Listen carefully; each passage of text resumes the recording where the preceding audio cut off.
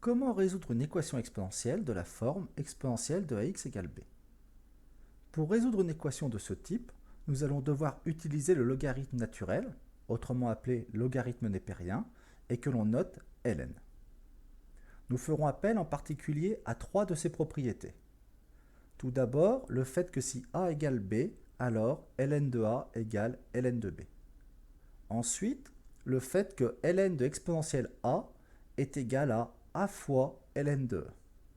Enfin, le fait que ln de e égale 1, ce qui implique que ln de exponentielle de a est égal à la valeur a.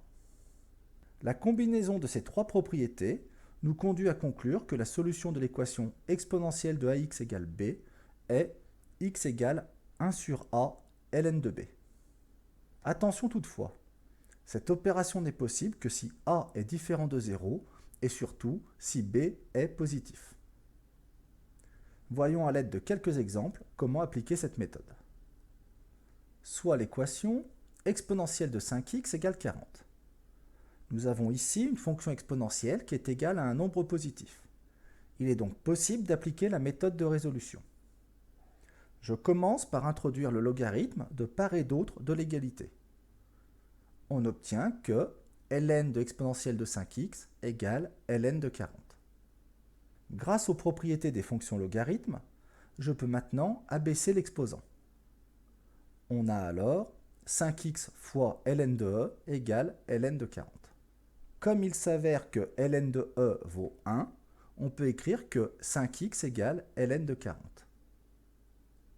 Il n'y a plus ensuite qu'à diviser les deux membres de l'équation par 5 pour obtenir la solution de l'équation, c'est-à-dire x égale ln de 40 sur 5, ce qui, si on le tape sur la calculatrice, fait à peu près 0,738.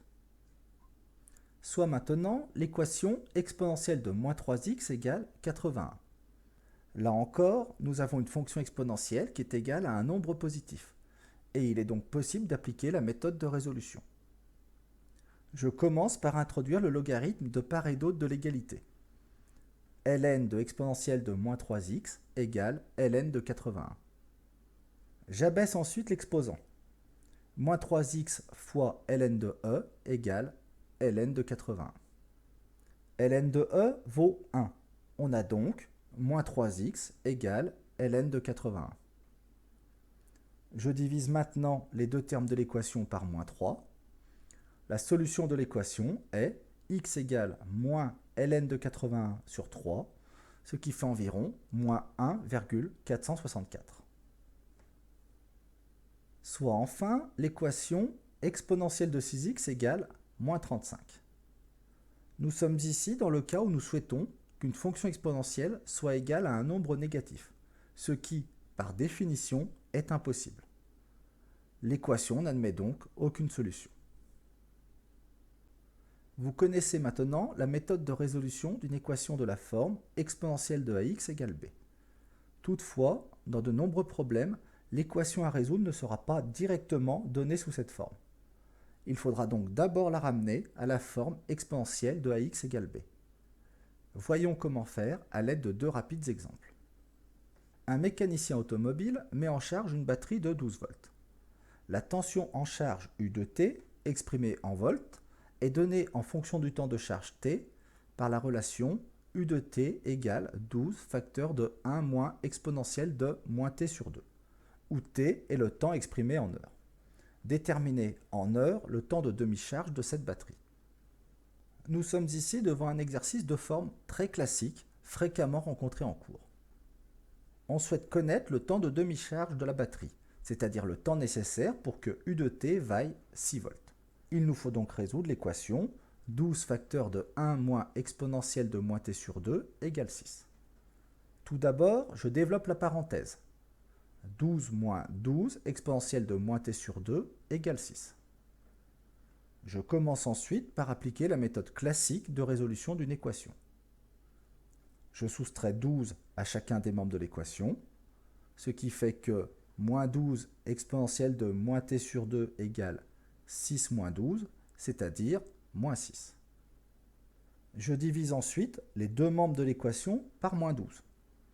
On obtient alors que exponentielle de moins t sur 2 égale moins 6 divisé par moins 12, ce qui fait 1 sur 2.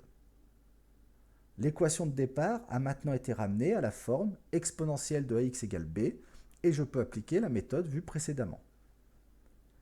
Je m'assure tout d'abord que la fonction exponentielle est bien égale à un nombre positif, ce qui est le cas ici.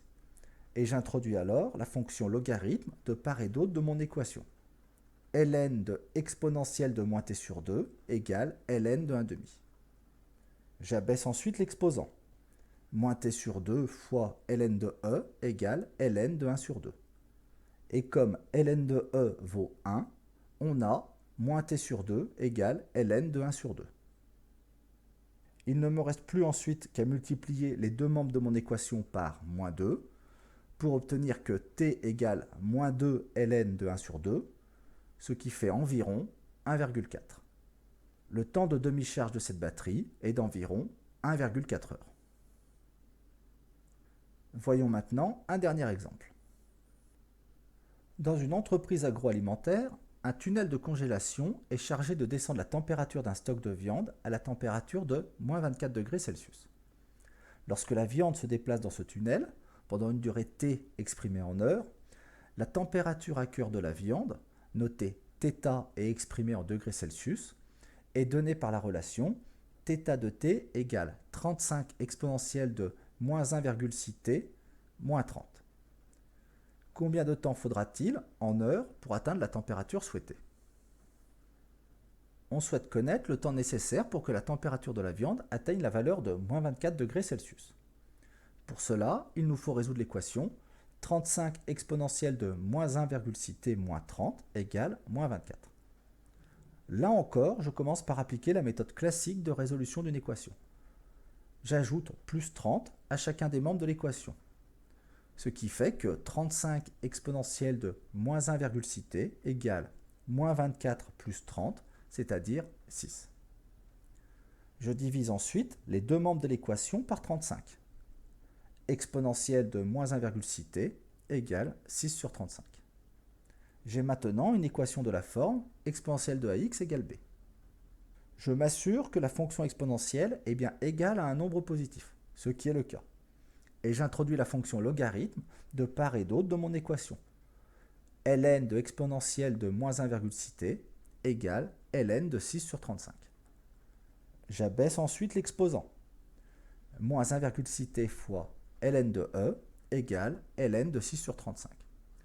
Ce qui conduit, comme ln de e vaut 1, à l'équation moins 1,6 t égale ln de 6 sur 35.